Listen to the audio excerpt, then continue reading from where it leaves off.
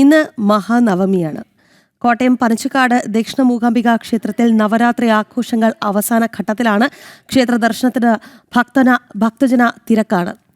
വിജയദശമി ദിനത്തിൽ 20,000-ഓളം കുരുന്നുകൾ ഹരിശ്രീ കുറിക്കുന്നുണ്ട്. പനച്ചിക്കാട് മാത്രമല്ല, സംസ്ഥാനത്തെ എല്ലാ ക്ഷേത്രങ്ങളിലും ഇന്ന് ഭക്തജന തിരക്ക് തന്നെയാണ് രാവിലെ തന്നെ അനുഭവപ്പെടുന്നത്.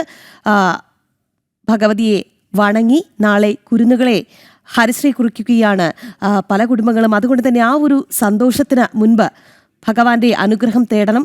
അതിനുവേണ്ടി ക്ഷേത്രങ്ങളിലേക്ക് ഭക്തർ ഒഴുകിയെത്തുന്ന കാഴ്ചയാണ് നമുക്ക് പലയിടങ്ങളിൽ നിന്നും കാണാൻ സാധിക്കുന്നത്. നമുക്ക് ആദ്യം കോട്ടയം പനച്ചിക്കാട് ദക്ഷിണ മൂകാംബിക ക്ഷേത്രത്തിലേക്ക് പോകാം. അവിടെ നമ്മുടെ മിഥുൻ അയ്യപ്പൻ തയ്യാറാണ്. മിഥുൻ, അവിടെ നവരാത്രി ആഘോഷങ്ങൾ അവസാന ഘട്ടത്തിലാണ് എന്നാണ് അറിയാൻ സാധിക്കുന്നത്. എന്തായാലും രാവിലെ തന്നെ വലിയ തിരക്കാണോ?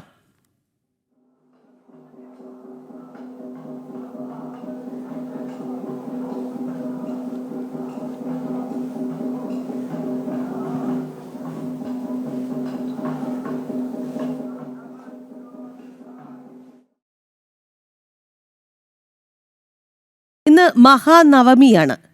ക്ഷേത്രങ്ങളിൽ വലിയ ഭക്തജന തിരക്കാണ്. വിജയദശമി ദിനത്തിൽ നിരവധി കുഞ്ഞുങ്ങളാണ് ഹരിശ്രീ കുറിക്കുന്നത്. എന്തായാലും പൂജവയ്പ് കഴിഞ്ഞു, ആയുധ പൂജയാണ്. കോട്ടയം പനച്ചിക്കാട് ദക്ഷിണ മൂകാംബിക ക്ഷേത്രത്തിൽ നിന്ന് മിഥുൻ അയ്യപ്പനാണ് നമുക്കൊപ്പം ചേരുന്നത്. മിഥുൻ, നവരാത്രി ആഘോഷങ്ങൾ അവസാന ഘട്ടത്തിലാണ് എന്ന് മനസ്സിലാക്കുന്നു. ഈ പുലർവേളയിൽ വലിയ ഭക്തജന തിരക്കാണോ അവിടെ?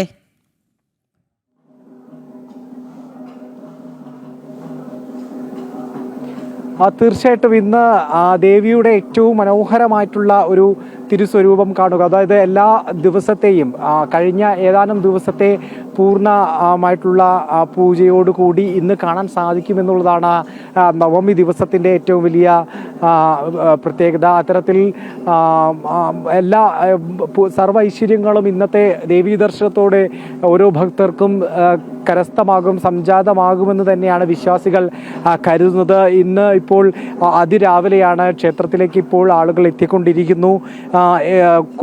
കേരളത്തിൽ തന്നെ ഏറ്റവും പ്രശസ്തമായിട്ടുള്ള ഒന്നാണ് ക്ഷേത്രമാണ്, നവരാത്രി ആഘോഷങ്ങൾ നടക്കുന്ന ക്ഷേത്രമാണ് കോട്ടയം പനച്ചിക്കാട് ദേവീക്ഷേത്രം. ആചരണങ്ങൾ കൊണ്ടും ഇവിടുത്തെ പ്രതിഷ്ഠയുടെ സവിശേഷതകൾ കൊണ്ടുമെല്ലാം വളരെ വ്യത്യസ്തമായിട്ടുള്ള ഒരു ഇടമാണ് പനച്ചിക്കാട് ദേവീക്ഷേത്രം എന്നുള്ളത്. പനച്ചിക്കാട് ദേവീക്ഷേത്രത്തിൽ ഇപ്പോൾ ചടങ്ങുകൾ പുരോഗമിച്ചു കൊണ്ടിരിക്കുന്നു. ഈ ക്ഷേത്രത്തിൻ്റെ ദൃശ്യങ്ങൾ തന്നെ ഏറ്റവും ഐശ്വര്യമുളവാക്കുന്ന, ഏറ്റവും മനോഹരമായിട്ടുള്ള പ്രകൃതിയുമായി ചേർന്ന് നിൽക്കുന്ന തരത്തിലുള്ള ക്ഷേത്രമാണ് പനച്ചിക്കാട് ദേവീക്ഷേത്രം എന്ന് പറയുന്നത്. പ്രധാന പ്രതിഷ്ഠയായിട്ടുള്ള മഹാവിഷ്ണുവിൻ്റെ തൊട്ടു സമീപത്തുള്ള ഒരു തീർത്ഥക്കുളത്തിൽ എന്ന വണ്ണം ഒരു സരസിൽ അരുളി ചെയ്യുന്ന ദേവി, സരസ്വതി ദേവി എന്നുള്ള നിലയ്ക്കാണ് ഇവിടെ ഒരു കുഴിയിലാണ് ആ ദേവിയുടെ പ്രതിഷ്ഠയുള്ളത്. പ്രധാന പ്രതിഷ്ഠ ഈ കുഴിയിൽ ജലത്തിൽ മൂടിയ അവസ്ഥയാണ് ഇപ്പോൾ പ്രേക്ഷകർ ദൃശ്യങ്ങളിൽ കാണുന്ന അദ്ദേഹമടക്കം വിഗ്രഹമാണ്. പ്രധാന പ്രതിഷ്ഠ ഐതിഹ്യപ്രകാരം ഈ കുളത്തിന് താഴെയാണുള്ളത്. അവിടെ പുഷ്പാലങ്കൃതയായിട്ടുള്ള ദേവി ഭക്തർക്ക് അനുഗ്രഹം ചൊരിയുന്നു. അത്തരത്തിൽ അതിമനോഹരമായിട്ടുള്ള കാഴ്ചയാണ് ഇവിടുത്തെ പനച്ചിക്കാട്ടെ ദർശനം എന്ന് പറയുന്നത്. ഇവിടെ ഈ കാട്ടുവള്ളികൾ പടർന്നു കിടക്കുന്നതിൻ്റെ ഒരു അന്തരീക്ഷത്തിൽ ദേവിയുടെ അതിമനോഹരമായിട്ടുള്ള പുഷ്പാലങ്കൃതമായിട്ടുള്ള വിഗ്രഹം, അതിമനോഹരമായിട്ടുള്ള കാഴ്ച നൽകുന്നത്.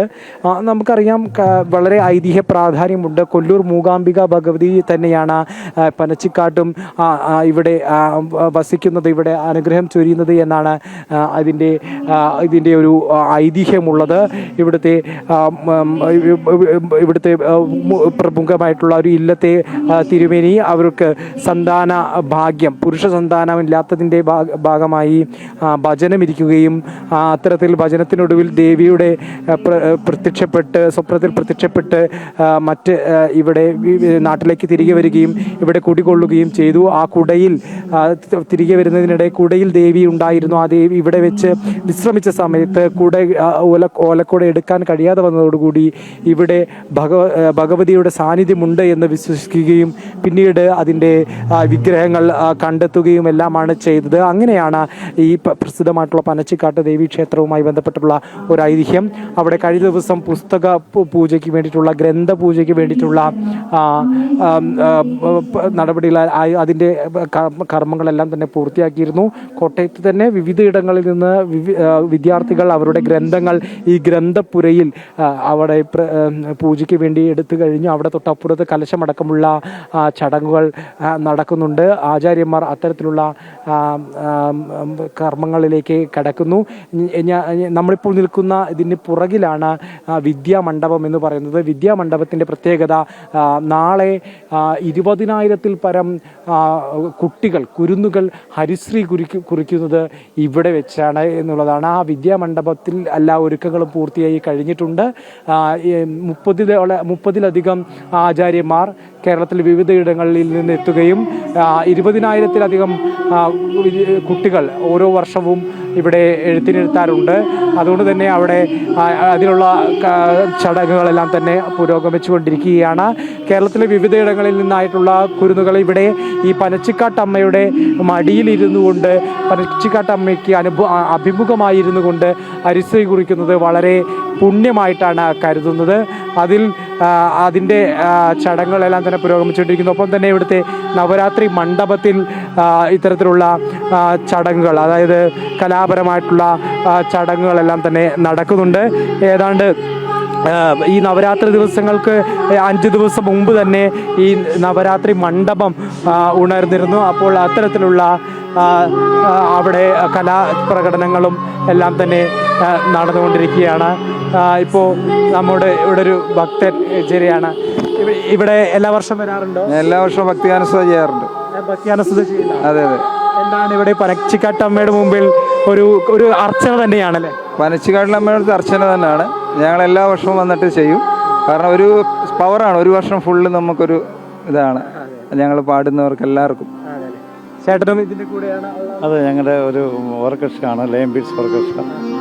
അതിൻ്റെ കൂടെ ഞങ്ങൾ ഭാഗ്യം കിട്ടിയിട്ടുണ്ട്. കഴിഞ്ഞ വർഷം ഞങ്ങൾ വന്നിരുന്ന് അമ്മയുടെ തിരുവനന്തപുരത്തിൽ ഞങ്ങൾ ഭക്തിഗാനം പാടി. ഈ വർഷം ഞങ്ങൾക്ക് അതിനുള്ള ഭാഗ്യം ഉണ്ടായി. പക്ഷേ ഈ ഉത്സവകാലങ്ങൾ ആരംഭിക്കാൻ തുടങ്ങുക കൂടെയാണല്ലോ, അതിൻ്റെയൊക്കെ ഒരു നാന്ദി കുറിക്കുന്നതാണോ ഇവിടുത്തെ ഒരു ചടങ്ങ്? അതെ അതെ അതെ, ഇവിടെ അക്ഷരം കുറിക്കുന്നതാണ് പ്രധാന ചടങ്ങ്. എല്ലാ കുരുന്നുകളും എല്ലാവരും അമ്മയെ വന്ന് തൊഴുത് അക്ഷരം കുറിച്ച് പോകുന്ന രീതിയാണ് ഇവിടെ ഉള്ളത്. തീർച്ചയായിട്ടും ഇതാണ് ഈ പരീക്ഷിക്കട്ട അമ്മയുടെ മുമ്പിൽ ഇത്തരത്തിൽ കലോപാസന നടത്തുക.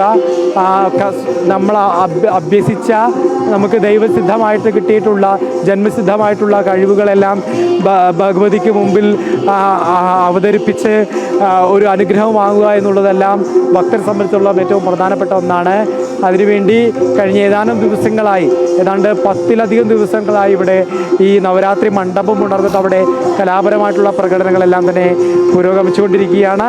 നാളെ വലിയ രീതിയിലുള്ള ഭക്തജനങ്ങളെ പ്രതീക്ഷിക്കുന്നുണ്ട്. 20,000-ഓളം കുരുന്നുകളുടെ ഹരിശ്രീ കുടിക്കുന്ന ചടങ്ങും അതിനൊപ്പം തന്നെ വലിയ ഭക്തജനങ്ങൾ തിരക്കും എല്ലാം തന്നെ പ്രതീക്ഷിക്കുന്നുണ്ട്. ഈ പനച്ചിക്കാട്ട് ദേവീക്ഷേത്രം അത്തരത്തിൽ അക്ഷരാർത്ഥത്തിൽ വളരെ അനുഗ്രഹം ചൊരിഞ്ഞുകൊണ്ട് വലിയ ഒരു ജനസഞ്ചയം തന്നെ ഇവിടേക്ക് എത്തിക്കൊണ്ടിരിക്കുകയാണ്.